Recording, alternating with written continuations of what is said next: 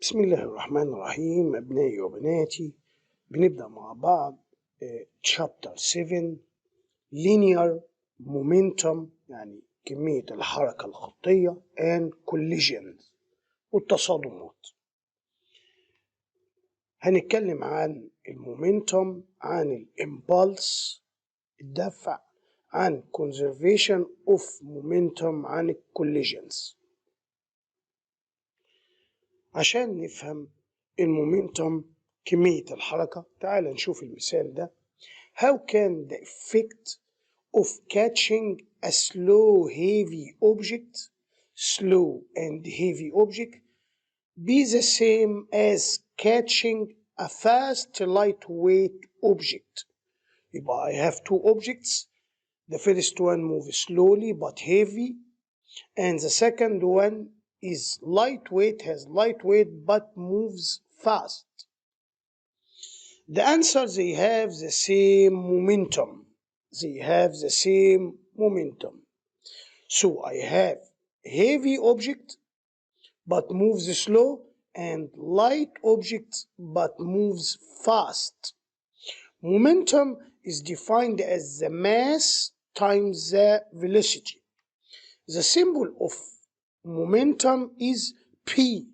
So definition of momentum P, momentum equals mass times velocity. As you see, the mass is scalar quantity. It doesn't have direction, but velocity is vector quantity, has a direction. So scalar times vector gives vector quantity. So momentum is vector quantity. It has the same direction as the velocity. P equal mv. P equals mv. The mass times the velocity. The unit of mass kilogram. The unit of velocity meter per second. Okay? This is the law we use to calculate the momentum. Since momentum is the product of mass and velocity, an object's momentum كمية الحركة أو الزخم لجسم it changes whenever its mass or velocity changes, but usually the velocity it changes but the mass stays the same. Most examples the velocity changes. The units of momentum are kilogram meter per second. P is sometimes referred to as the linear momentum, كمية الحركة الخطية, to distinguish it from angular momentum, كمية الحركة الزاوية, a quantity associated with a rotating object. The angular momentum associated with a rotating object. Okay, guys? Momentum is a vector quantity. The momentum vector points in the same direction as the velocity vector. So if I have an object move this way, the direction of the velocity to the right, so the momentum also to the right as the same direction as the velocity. The following example clearly illustrate why بيوضح لي the vector nature of momentum must be taken into account. يجب أن تضع الدايركشن بتاع المومنتم في حسبانك when determining عند تحديد the change in momentum of an object. The figure shows two objects, a beanbag pair and a rubber ball, each with the same mass. So M4 pair equal M4 ball, and same downward speed. The velocity is the same. Both move with the same speed downward. Just before hitting the floor, what is the change in momentum of each of the objects? He asks you to calculate the change in momentum. Final momentum minus initial momentum. That's what we call a change in momentum. Okay? As you see, what happened for the beanbag pair? The final V final equals 0. But here V for the ball, V final equal some number. If the beanbag has a mass of 1 kilogram, also the ball has 1 kilogram, is moving downward with a speed of 4 meters per second. Just before coming to rest on the floor, then it's a change in momentum. Delta P equal P final minus P initial. P final equals 0 because V equals 0. Minus here the velocity, the direction of the speed is changed, so you use negative 4 kilogram meter per second. Okay, so you started the positive direction upward, so B final minus P initial equal mv final minus mv initial. As you see, for the pair, V final equals 0, so 0 minus. You take the downward, here take the downward positive direction, okay? Positive direction downward. And negative direction upward, so negative 4 kilogram meter per second. Why is 4? Because the mass is 1, so 4 times 1 equals 4. But this sign for the direction. So negative positive 4 kilogram meter per second. For the rubber ball, 1 kilogram rubber ball with a speed of 4 meter per second, just before hitting the floor, will bounce upward with the same speed. Imagine it bounces with the same speed. Therefore, the ball's change in momentum is P final minus P initial. B final, 4 times 1 equal 4. Minus 4 kilogram meter per second. So hold on. If you take the positive direction upward or negative direction downward. So B final mv final minus mv initial. So sure, so the positive direction upward and negative direction downward.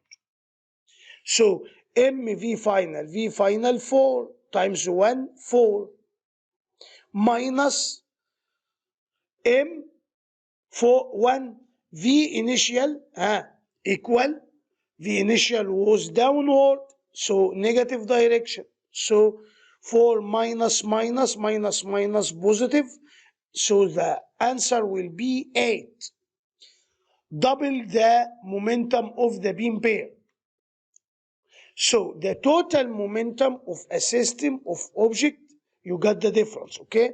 The total momentum of a system of objects is the vector sum of the momentum of all the individual objects. So if we have individual objects and you want to calculate the total momentum, so take the vector sum of momentum for all objects. So total momentum equal momentum 1 plus momentum 2 plus and so on. So B total equal P1 plus P2, and we care about the direction, and the unit will be kilogram meter per second. Due to the vector nature of momentum, it is possible, it is vector summation of the momentum. So the total momentum may be positive, negative, or 0. For a system consists of many objects, of several moving objects, to have a total momentum may be positive or negative or 0. Okay guys, so now you know how to calculate the momentum equal mv, or the change in momentum equal P final minus P initial, and put the direction into your account. Okay? Impulse, الدفع. When you push something, The product of a force, you are using a force to push something, and the time over which it acts. So you push something, you use a force, and this force take an amount of time, small amount of time. So that what we call it impulse, and its symbol I. So impulse equal force times time interval. As you see, force is a vector and time is scalar quantity. So vector times scalar equal vector quantity. And the unit of impulse, the force Newton, and time second, Newton second. And it equals kilogram meter per second. Hold on. You know that Newton second. Newton is the unit of force, and you know well from Newton's second law, force equal mass times acceleration. The unit of mass, kilogram. The unit of acceleration, meter per second square, and you have second here. So kilogram square goes with second, kilogram meter per second. Hold on, it is the same unit as the impulse, right? Same unit as impulse. So, same unit as the momentum. So both the impulse and momentum has the same units. Hold on, guys. When you push something, you change its momentum. So at the beginning, it has a momentum, B initial. After you push it, it has a momentum P final. So the change in momentum equal the impulse you did. So the impulse equal P final minus P initial. Because impulse involves the product of the force and time, a small force, a small force acting over a long time has the same effect as a large force acting over a short time. A small force over a long time has the same effect as a large force effect on a small time. Got it? The unit of impulse are the same as the unit of momentum. That's what we said, namely kilogram meter per second. Impulse is a vector quantity that points in the same direction as the force. So momentum is a vector quantity and it has the same direction as the velocity. Impulse is a vector quantity and it has the same direction as the force. The following example illustrates how impulse is calculated. You push on 22 kilogram shopping cart with a force, he gives you the force F in Newton. If you push for 1.9, he gives you the time in second. What is the magnitude of impulse you delivered to the cart? Solution. Since direction doesn't play a role in this problem, we use magnitudes only. Thus, we find that the impulse I equal F delta T, I 6.5 Newton, delta T 1.9. So it gives you approximately 12 kilogram meter per second. Notice that the mass of the cart is not needed here. We didn't use the mass of the cart, okay? As the figure indicates, when a force acts on an object, it changes the object's momentum, right? This means there must be a connection between the impulse and the momentum. Connection between the impulse and the momentum. Change. This connection is revealed through the general form of Newton's second law, F equals delta P over delta T. We said from while that I equal F times delta T and I equal the change in impulse, right? So I equal F delta T equals P final minus P initial. Right, guys? So from this equation, F equals the change in impulse delta P over delta T. That's what he wrote here. Rearranging this equation, F delta T equal delta P. Therefore, the relation between the impulse and momentum change is as follows. Impulse equal force times time, or it equal change in momentum and the unit in second or kilogram meter per second, same units. Okay, you have to know this relation. Hold on. The forces associated with the impulse are often large and complex. The figure below shows the force exerted on a baseball when struck by a bat.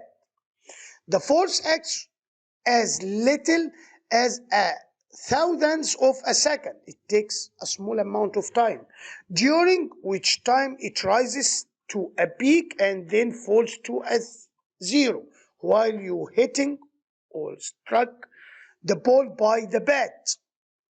So force versus time during connection between the ball and the bat, as you see. So here we take the average force, okay? Average force during contact. A complex force such as the one acting on a baseball may be replaced by an average force. The use of the average force and the time over which the force acts facilitates problem solving. It makes the problem easier. We have numerous examples of momentum impulse theorem may be seen in the everyday life, as you see here, rain and hail. Look carefully. A person standing under an umbrella experiences rain, which later turns to hail. Is the force required to hold the umbrella upward in the hail greater than, less than, or equal to the force required to hold it in the rain? Okay, guys, look carefully to the problem. As you see in the hail, it needs to hold the umbrella with two hands instead of one here. Here the rain splatter. But here the hail rebound, right?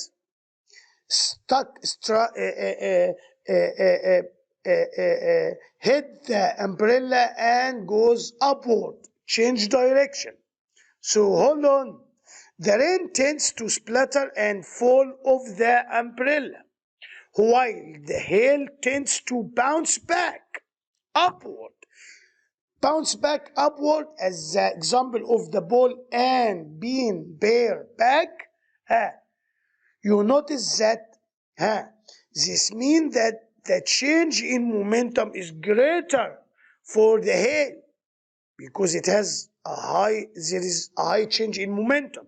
Therefore, the impulse and force are greater in the hail. The momentum impulse theorem shows that increasing the time over which a given impulse acts decreases the average force. When you increase the time, the average force is small. And the opposite is right. When you decrease the time, the force increases. So the theorem comes into play in design of a bicycle helmet. Not only the bicycles, the cars and many objects. The materials inside a bike safely helmet increase the time of impact, thereby reducing the force and the extent of the injury to your head. As when you have a car and you have here like a cotton or something, and same car and you have a wall which one, if you lost the brake, which one you prefer to hit? Sure, the hill of cotton, right? Because you take a longer time to stop, but here it takes a short time to stop. So the force will be greater on you. Got it? That's enough for the first part of this chapter, momentum and impulse, and we will continue in next part. God bless all of you. Don't forget to pray for us. كان معاكم مستر إبراهيم سلطان Physics and Chemistry Teacher. رجاء نشر القناة وسبسكرايب. ربي يوفقكم انتم وأولادي يا رب العالمين.